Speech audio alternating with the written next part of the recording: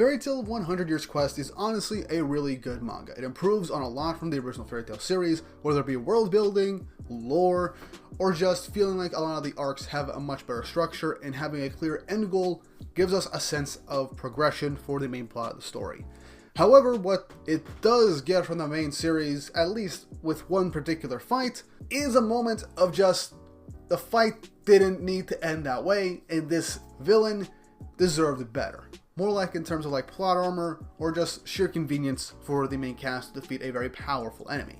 And of course, the character I'm talking about that deserved so much more than he got is Dogramog, the Dragon God of Earth. Now, obviously, this video is going to contain spoilers for Fairy Tail 100 Years Quest, probably should have mentioned that a bit earlier, and the conclusion of the Labyrinth arc that is around chapter 100 of the manga.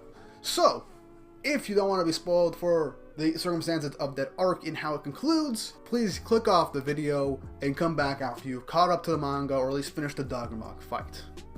Now before I get into this video, don't forget to like and subscribe and hit the notification bell for updates on future videos. It really does help and it shows you guys enjoy the content I make here on the channel. I like Fairy Tail, I like 100 Years Quest, and I want to make more content on it. And so Fairy Tail Fridays is my way of giving you guys some nice Fairy Tail content to tide you over during the week and to give you that weekly dose of Fairy Tail goodness. Now with all that out of the way, let's get into the video. So, Dogramog, he is cool. I'm just gonna say it right there. Dogramog is a cool character. Personality-wise, power-wise, design-wise, he is very, very cool. And he has a personal connection with the seemingly main villain of 100 Years Quest, who is set up to be Ignia. Now, his reveal in this instance of the Labyrinth arc was just a big shock, because prior to this, we were told that Dogramog was killed by a Elefseer like hundreds of years ago, and thus his body seeped into the earth and became an ever-changing living labyrinth. And the whole point of this arc was that Selene, the moon dragon god, sent the guild Diablos that she took over, which is full of dragon slayers, to go and find Elefseer's heart, the Law Dragon heart, that contains a bunch of information about a particular weapon that they're looking for. However, in this instance, Ignia shows up and Selene goes in to fight him. Ignia gets a sneak attack on Selene and mortally wounds her, making her unable to fight. And after this instance, Dogramog shows up revealing, yeah, no, I never died. I basically just barely managed to escape death, and I've been sleeping here, regaining my magical power so that I can basically resurrect myself. Which is really cool. It was a nice twist reveal showing that Dogramog is the actual antagonist of this arc, not Diablos, not Selene. Dogramog. That was a nice twist and swerve, saying to us that a character that was previously stated to be dead was actually alive this whole time. I like moments like that. It's a nice twist, and I think it was done relatively well. And what was really great was that it forced Natsu and Suzaku, basically like I think the strongest wizard in that guild in terms of Dragon Slayers, to fight together to fight Dogramog. And what I loved here was that Dogramog's earth was incredibly tough, and it was hard for Natsu and Suzaku to really damage it until they started working together, but they were barely managing to hold their own. They were starting to get a much better feel for the fight, and actually pushing Dogramog a bit to actually try.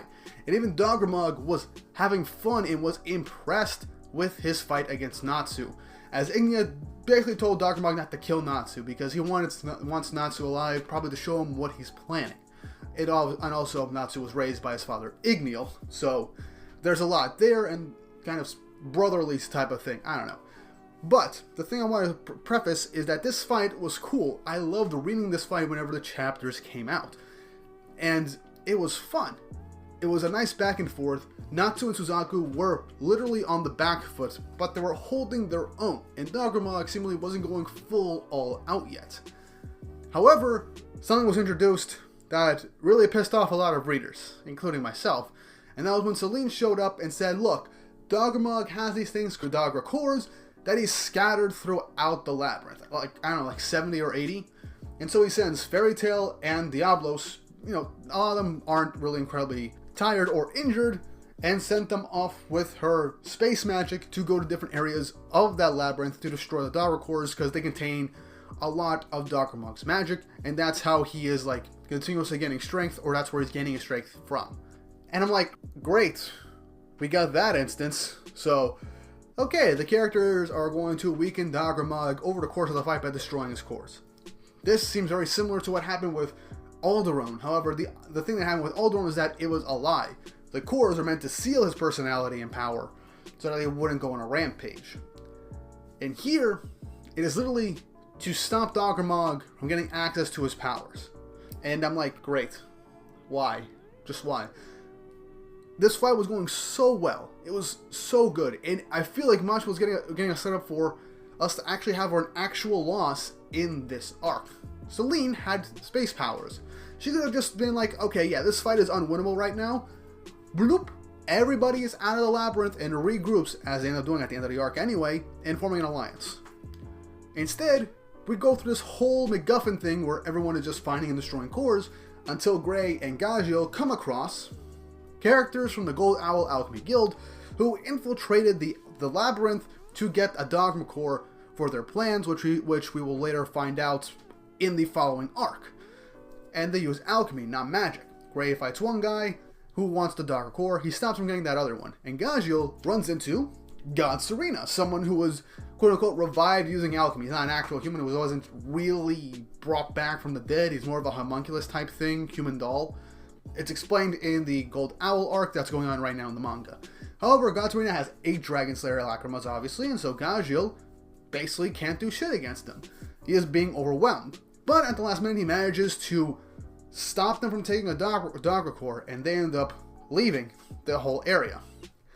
Meaning that in this instance, while Natsu and Suzaku were fighting, Dogramog was gradually getting weaker. Majima was using this type of plot point MacGuffin to introduce an entirely new group of antagonists for the following arc, while we haven't even finished this arc yet, and the main conflict. Which the thing is, that shouldn't be a bad thing. I like it when arcs introduced other groups in a neat manner so that you can set up more antagonists for future arcs. It expands the scope of the story. And upon first reading it, I actually found this interesting. And right now, I find Gold Owl very interesting. The alchemy used in this verse is actually pretty fun and cool, with some interesting sources of, well, strategy behind it. And it's giving some of the Fairy Tail Wizards, honestly, some challenges with their fights, and we just started the major conflict of the arc with everyone having their own matchups in that arc.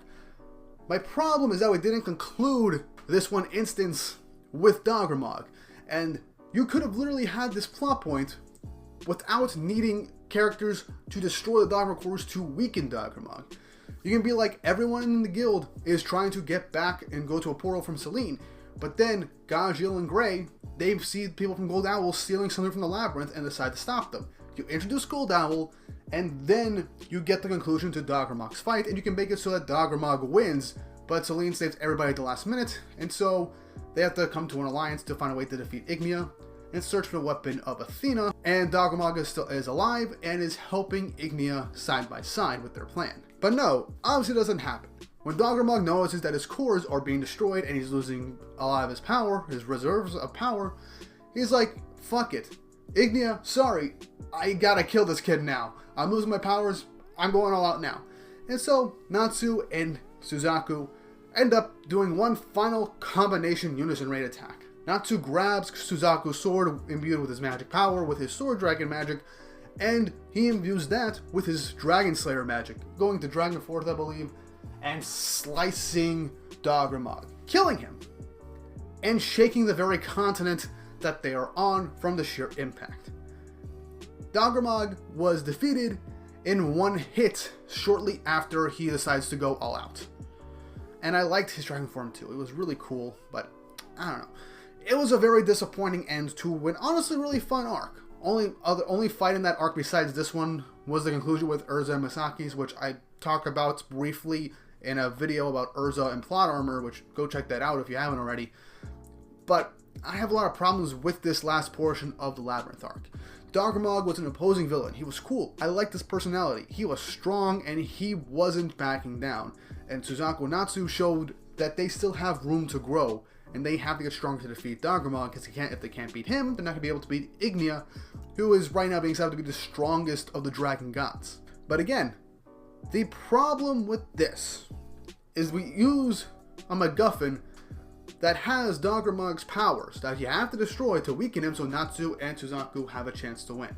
Takes away all real tension because, you know, we're just going to like have a few chapters of them breaking the Dogma cores, and then Natsu and Suzaku are going to finally manage to beat Dogramog.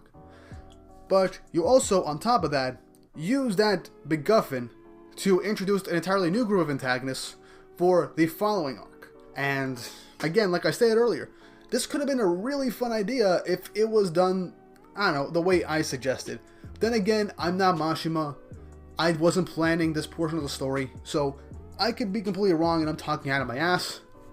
I just feel like that would have been a better way to introduce Golden Owl and still have the stakes and tension of that fight with Dogramog. Because I feel like with a character who's like, hey everyone, I didn't actually die.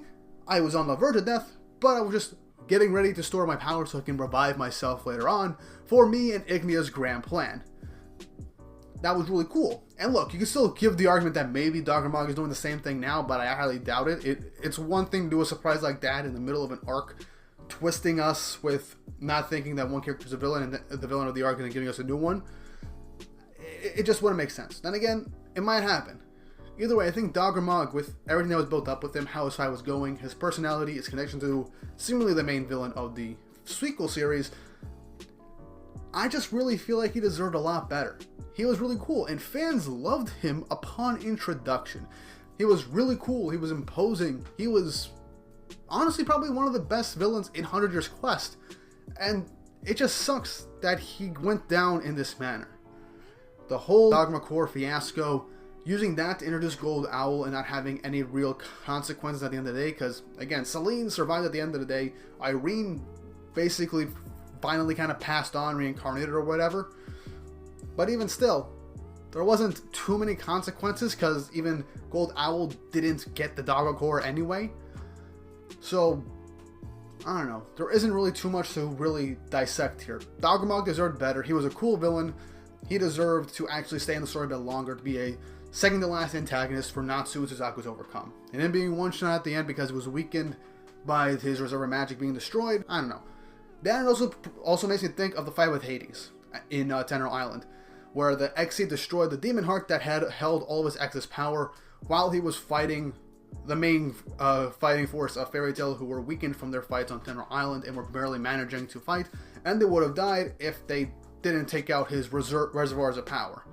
So, yeah, I did not like that. I really didn't, and I think Dogramog deserved better. But what did you guys think? Do you think I'm right? Do you disagree with what I'm saying, and you think this was the only way Mashima could have penned out this arc with Dogramog and have it progress in the manner that it did? Leave your thoughts and opinions down below, and if you haven't already, like and subscribe and hit the notification bell for updates on future videos. It really helps, and it shows you guys enjoy the Fairy Tail content on here as well. And if you have any recommendations for particular videos you want to see me cover for Fairy Tail, let me know in the comments as well. And with all that said and done, I hope you all have an awesome day.